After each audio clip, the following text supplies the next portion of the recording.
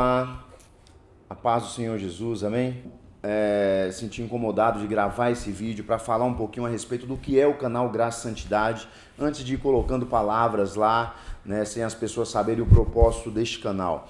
A princípio, o propósito do canal é explanar este livro, né, Graça e Santidade. Eu sou Leonardo Novaes, autor deste livro, e eu vou explaná-lo, eu vou ministrar, né, parte a parte, cada capítulo desse livro que o Senhor trouxe ao meu coração, através de uma palavra, através de uma ministração, surgiu então o livro Graça e Santidade.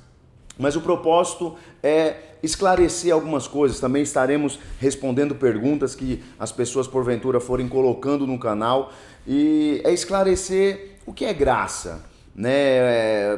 Por que se fala de graça agora e talvez há alguns anos atrás não se falava tanto, mas a graça, ela não é uma mensagem nova. A graça, ela é pregada quando Jesus veio à Terra, há pelo menos 2000 anos atrás. Mas eu diria que a graça está desde o princípio da palavra de Deus, desde a eternidade, porque a palavra de Deus fala que Jesus é a graça. E em João fala que ele é o princípio de todas as coisas. Então, a graça não é de agora, não é uma mensagem nova que pastores estão pregando e que eu vou ministrar nesse canal. A graça é algo que já existe desde a fundação do século. Adão, ele precisava morrer. Por quê? Porque ele pecou, ele desobedeceu a Deus, ele amou mais a sua vontade própria e ele merecia morrer. Contudo, Deus preferiu não matá-lo. Deus escolheu permanecer com a humanidade porque Deus ama a humanidade. Então isso é importante.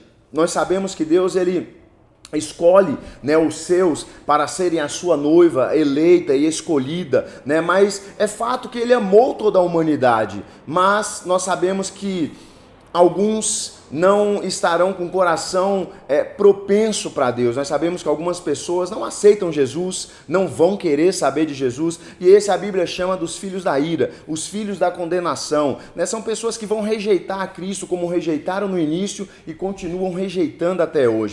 Eu cresci em berço evangélico, né? Eu nasci dentro da igreja, mas a mensagem que eu ouvi a respeito do Deus de hoje, né, do Jesus de hoje, era de um Deus vingador, era de um Deus juiz, era de um Deus que estava esperando o momento do seu filho pecar para ele vir com a vara e corrigir, para ele vir com a vara e bater, e com isso criou-se um certo repúdio da igreja, porque as pessoas olhavam para a igreja como pessoas totalmente santas, e na verdade a igreja não é um local de pessoas totalmente santas, né? É um local de pessoas que eram pecadoras e se tornaram santas por conta da obra de Jesus. Não é porque elas fizeram alguma coisa, não é porque elas jejuam, não é porque elas oram, não é porque elas leem a Bíblia, mas é pela obra de Jesus na cruz e pela escolha do Deus Todo-Poderoso que fez com que essas pessoas fossem transportadas do reino das trevas para o reino do Filho do seu amor. Então essa é a verdadeira mensagem da cruz, a verdadeira mensagem da graça.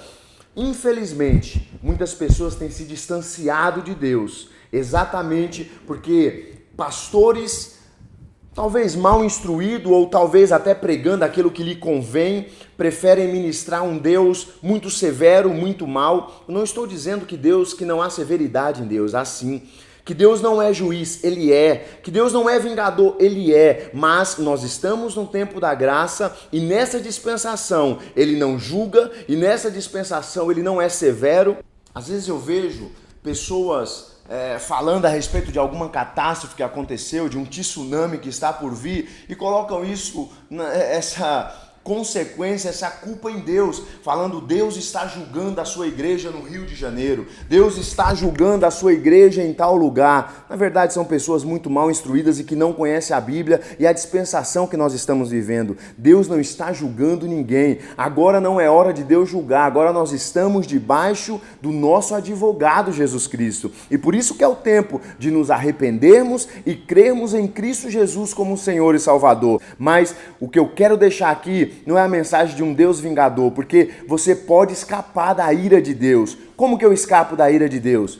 acreditando na maravilhosa graça de Jesus Cristo, no amor do Pai pela sua vida, né? No amor de um Deus que decidiu, que preferiu morrer do que viver sem você, né? Eu sei que hoje nós vivemos muito preocupados com os nossos dias e eu vou falar muito a respeito disso neste canal também, né? Se você é do reino de Deus, essa terra não importa para você. Se você é do reino de Deus, esse mundo aqui é passageiro. Às vezes nós estamos muito apegados se eu vou casar, se eu vou namorar, se eu vou ter um carro, se eu vou conseguir uma casa, se eu vou conseguir fazer uma tatuagem, se o meu pastor vai mudar de ideia e vai permitir que eu coloque um piercing, sabe? São coisas tão banais, tão pequenas, né, para essa geração que só pensa nisso, em si próprio. Amantes de si próprio é a última geração. Nós temos que entender que essa terra não tem nada de bom para nós. Nós não somos daqui, né? Uma terra maravilhosa tem sido feita. Na verdade, já está feita. A obra já está consumada e concluída, né? E Deus, Ele vai fazer com que os seus eleitos cheguem até este lugar.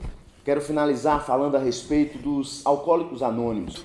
E tem algo interessante que serve para nós cristãos. Ei, você cristão, tome cuidado com o Deus que você tem apresentado e com o Cristo que você tem apresentado às pessoas, né? Porque o alcoólico anônimo é algo interessante. Por que um alcoólatra procura outro alcoólatra? Essa é a visão dos alcoólicos anônimos. Lá são todos alcoólatras ou ex-alcoólatras. E por que uma pessoa é capaz de ir até aquele local e procurar e se abrir e rasgar o seu coração diante de um outro alcoólatra? Exatamente por isso, porque o outro é alcoólatra ou ex-alcoólatra, reconhece que é também deficiente, reconhece que tem os pés tortos, reconhece que tem problemas na sua vida que precisa mudar diariamente. Essa é a mensagem de Jesus, né? Jesus, ele nunca cometeu pecado, mas ele veio à terra como pecador. Nós precisamos voltar à essência do cristianismo, voltar a ministrar como Jesus ministrava. Jesus ia na casa dos pecadores,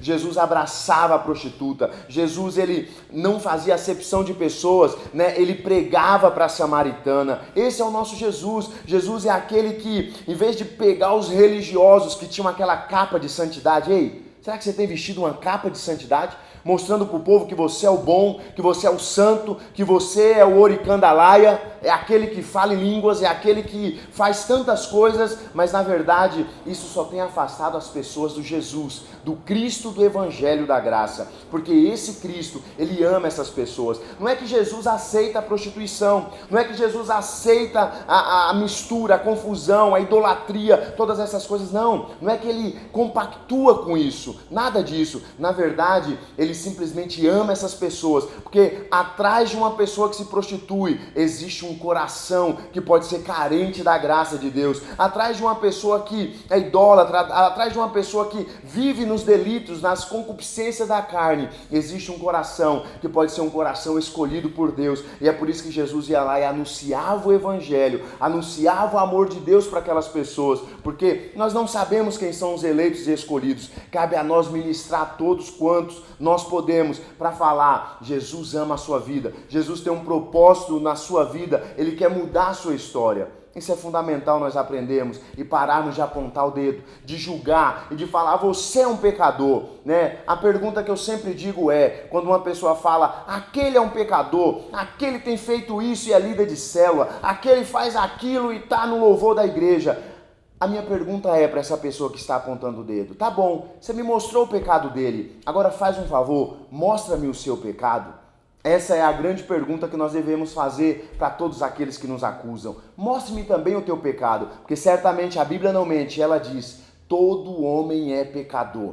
Agora, pela graça de Deus, hoje eu posso dizer: eu sou santo, eu sou justo. Olha que maravilha, como eu posso dizer que eu sou santo? Como eu posso dizer que eu sou justo? Pois é, essa é a graça, é o Evangelho, porque eu não sou santo pelo que eu faço, não sou justo pelo que eu faço, eu sou santo e justo pelaquilo que Jesus já fez. Glória a Deus, Que Deus abençoe a sua vida, né? E que este canal sirva de bênção para você, para toda a sua casa, para todos os seus amigos. Se inscreva no canal e recebam vídeos diariamente, né? E além dos vídeos, compartilhe com outras pessoas, compartilhe nos grupos das células, compartilhe no seu grupo de discipulado, para que as pessoas sejam impactadas com a mensagem da graça e do amor de Jesus Cristo. Isso é importante para que nós avancemos, crescendo em glória e em graça, em nome de Jesus. Deus abençoe, fique na paz do Senhor.